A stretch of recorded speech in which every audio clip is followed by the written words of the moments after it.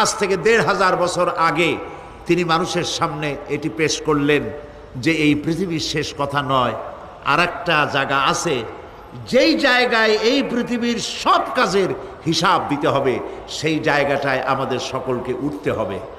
নবী করিম সাল্লাল্লাহু আলাইহি সাল্লাম মানুষকে পরকালের জ্ঞান দিয়েছিলেন, মানুষকে আখিরাতের জবাবদেহিতার কথা বলেছিলেন। জবাবদেহিতা শুধু গভর্নমেন্টের কাছে না, শুধু ঊর্ধ্বতন কর্মকর্তার কাছে না, ট্রান্সপারেন্সি, স্বচ্ছতা, জবাবদেহিতা শুধু ঊর্ধ্বতন কর্মচারী বা কর্মকর্তার কাছে নয়, সব থেকে বড় জবাবদেহিতা হবে কার কাছে? জোরে বলেন, কার কাছে? সে আল্লাহ পাকের কাছে জবাবদেহি করতে হবে প্রত্যেকটি কাজের, প্রত্যেকটি কথার। এই কথাগুলি কোরআনে কারিমে আল্লাহ পাক বিধৃত করেছেন। পরকালের উপরে আল্লাহ যত কথা বলেছেন, পরকালের উপরে ভিত্তি করে